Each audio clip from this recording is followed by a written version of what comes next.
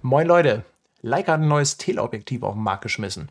Und zwar ein 100 bis 400 mm, Blende 5 bis 6,3 für das SL-System bzw. das ganze L-Mount. Dazu dann auch noch ein Telekonverter mit Faktor 1,4.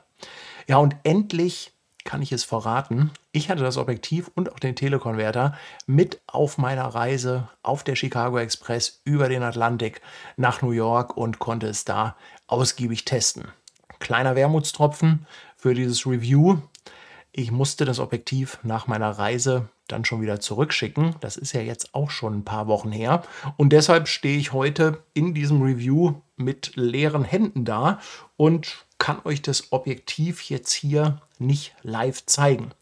Aber ich denke mal, so ein paar Erfahrungen aus der Praxis, die sind dann mehr wert bzw. wichtiger, als wenn ich euch jetzt hier das Objektiv in dem Video zeige, weil Bilder von dem Objektiv und technische Daten, die findet ihr ja haufenweise im Internet. Ja, und wie sich das Objektiv geschlagen hat und ob es mir gute Dienste erwiesen hat bei dem Projekt, da sprechen wir heute mal drüber. Ein Use Case muss natürlich her, wenn man sich einen haben wollen Reflex in irgendeiner Weise rational begründen möchte. Und ja, in meinem Fall war der eigentlich sehr naheliegend. Ich hatte ja schon ein paar Reisen mit dem Schiff gemacht und bei meinem Seafarers-Projekt vor einigen Jahren, da hatte ich halt kein Tele dabei und muss sagen, dass ich es da an einigen Stellen schon schmerzlich vermisst habe. Und ich glaube, es ist halt auch offensichtlich, auf so einem Schiff kann man nicht einfach so überall näher rangehen. Vor allem, wenn man im Hafen liegt und dann so ein bisschen Hafenanlagen fotografieren möchte. Das ist halt immer extrem schwierig und ja, dafür liegt natürlich dann der Use Case für ein Tele auf der Hand. Was ich aber auch besonders toll finde, gerade mit so einem Tele, ist halt dieser Kompressionseffekt, wenn man also alles, was weit weg ist, nah heranholt. Und auf dem Schiff, gerade auf dem Containerschiff, da gibt es halt so ein paar Sachen, die man damit ganz schön visualisieren kann. Also zum einen ist da diese, falls ihr den Film gesehen habt, es gibt ja diesen langen Gang an Bord, also über 300 Meter lang, wo man einmal ums Schiff gehen kann. Und da sieht man halt, wenn ein bisschen Seegang ist, wie das Schiff sich ineinander verwindet. Und das konnte ich jetzt endlich mit dem Teleobjektiv dann auch mal auf einem Video ein bisschen visualisieren. Da habe ich also wirklich mit 400 mm in den Gang reingefilmt und dann sieht man halt so ganz leicht, wie das Schiff sich verwindet. Und das wäre halt mit einer kürzeren Brennweite nicht möglich gewesen. Außerdem finde ich halt, dass man mit so einem Teleobjektiv auch Größe viel besser darstellen kann. Also gerade halt auch so diese gewaltigen Ausmaße auf so einem Containerschiff. Ich habe also teilweise dann außen an der Bordwand lang fotografiert und die Kompression holt halt das ganze Schiff heran und man sieht dann einfach irgendwie, ja, es sieht alles viel gigantischer aus. Naja, und dazu dann natürlich auch viele Sachen, wo ich einfach nicht von Bord konnte, wo ich halt zum Beispiel im Hafen auf andere Schiffe rüber fotografiert habe oder halt auch die Hafenanlagen. Das war halt mein Use Case. Welcher eurer ist, könnt ihr ja vielleicht mal unter das Video schreiben. Die Verarbeitung und Haptik ist halt Leica-like. Das Objektiv ist total robust gebaut. Also wenn man möchte und sich vor ein paar Kratzer nicht scheut, dann kann man das auch als Hammer benutzen, damit mal einen Nagel in die Wand hauen. Man kann es problemlos als Waffe oder als Baseballschläger benutzen. Und wenn ihr es wirklich nur rein als Objektiv benutzen möchtet, dann ja, kann ich nur sagen, es macht halt einfach Spaß, weil die ganzen Ringe, also sowohl der Zoom-Ring als auch der Fokus-Ring, das läuft alles butterweich. Also man hat immer das Gefühl, dass da wirklich einwandfreies Gerät arbeitet. Und in meinem Fall ist es natürlich auch immer super wichtig, dass sowas robust ist. Also vor allem halt auf so einer längeren Reise auf einem Containerschiff. Wir haben Salzwasser, also die Gischt, wir haben Wind, wir haben Öl, wir haben Staub, es ist überall schmutzig und da muss so ein Objektiv natürlich bei mir schon einiges ertragen. Und da kann ich nur sagen, das hat es also alles klaglos mitgemacht und Ich freue mich ehrlich gesagt auch, dass ich da einfach nur ein Leihobjektiv hatte und nicht mein eigenes. Aber es ist einwandfrei wieder zurückgegangen und insofern muss ich halt sagen, typisch Leica, was die Verarbeitung angeht. Das 100-400 hat einen eingebauten Bildstabilisator. Natürlich hat die SL2S und auch SL2, die haben einen eingebauten Stabilisator, aber bei so einer Brennweite bis 400 mm, da macht das natürlich schon Sinn, dass so ein Objektiv auch nochmal einen unterstützenden Stabilisator mitbringt. Man hat auch eine Stativschelle an dem Objektiv, allerdings habe ich die nicht benutzt, denn ein Stativ auf einem Schiff, was sich bewegt und fährt, das wäre, glaube ich, ja, Quatsch gewesen. Deshalb habe ich auch wirklich alles außer Hand gemacht und musste mich da auch auf den Stabilisator verlassen. Ich muss jetzt sagen, da es mir natürlich wichtig war, die Bilder mit nach Hause zu bringen, habe ich es nie drauf angelegt. Ich habe nicht ausgetestet, wo wirklich das Limit ist. Aber ich habe zum Beispiel ein Bild gemacht von diesem langen Gang mit 400 mm bei einer Hundertstel Sekunde und das ist halt top scharf. Also da gab es überhaupt keine Probleme. Also insofern, der Stabilisator funktioniert, aber wie gesagt, bis ans Limit habe ich ihn natürlich nicht gebracht. Autofokus ist natürlich immer ein spannendes Thema, gerade halt auch bei so langen Brennweiten, die jetzt nicht besonders lichtstark sind. Und mit Blende 5 bis 6,3 ist das Objektiv natürlich kein Lichtmonster. Dafür ist es aber noch überschaubar groß, sage ich mal.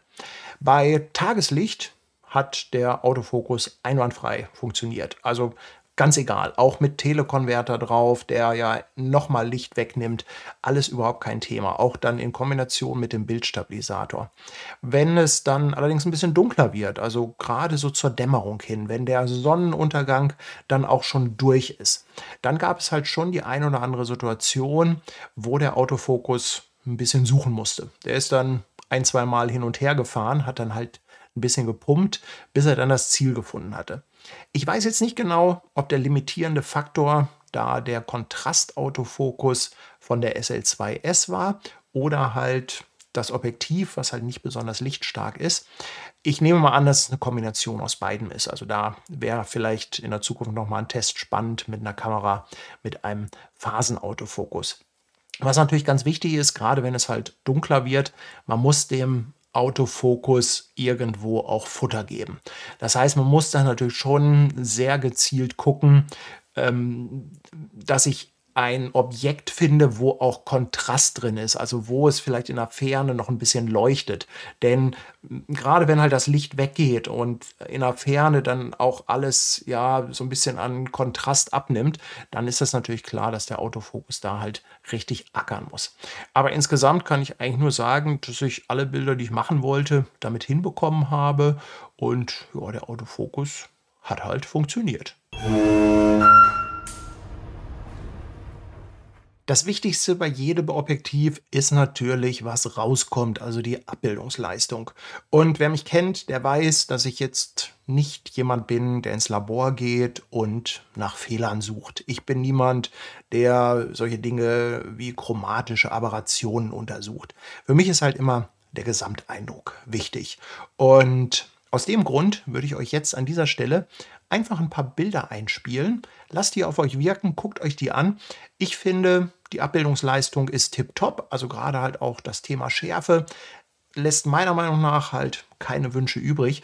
Und wer von euch die Bilder dann aber nochmal in Ruhe angucken will, ich habe zu diesem Video einen begleitenden Blogpost gemacht, wo ich die Bilder einfach nochmal alle reingepackt habe, damit ihr die dann ganz in Ruhe einmal durchseppen könnt.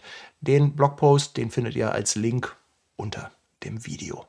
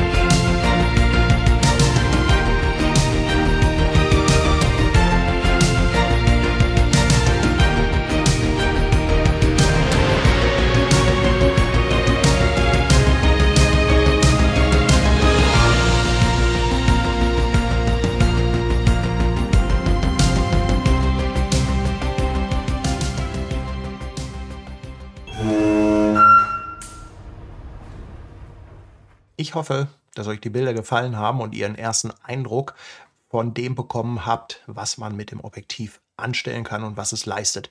Und natürlich hoffe ich, dass ihr auch schon den Film Chicago Express gesehen habt. Das bringt mich dann auch schon zum Fazit. Und zum Fazit gehört natürlich auch immer ein Preis dazu. Das 100-400 kostet 2.200 € und der 1,4-fach Telekonverter, der liegt bei 900 €. Ich muss noch erwähnen, den Telekonverter habe ich extrem selten eingesetzt, weil ich diese längere Brennweite nicht brauchte und dann halt doch der Verlust an Lichtstärke mir zu hoch war. Deshalb habe ich da sehr, sehr wenig Bilder mitgemacht. 2.200 €, das klingt für jemanden, der Leica-Preise gewohnt ist, erstmal wie ein Schnäppchen. Und ich kann auch sagen, so rein aus dem Gefühl heraus und so ein bisschen auch mit der Leica-Brille kann ich das Objektiv für diesen Preis uneingeschränkt empfehlen. Es hat mir extrem gute Dienste erwiesen. Es hat alles gemacht, was ich wollte. Es hat meine Use Cases erfüllt. Also ich kann da irgendwie überhaupt nichts Schlechtes drüber sagen. Natürlich gibt es wieder die Diskussion, ist das eventuell ein Sigma-Objektiv im Leica-Gehäuse?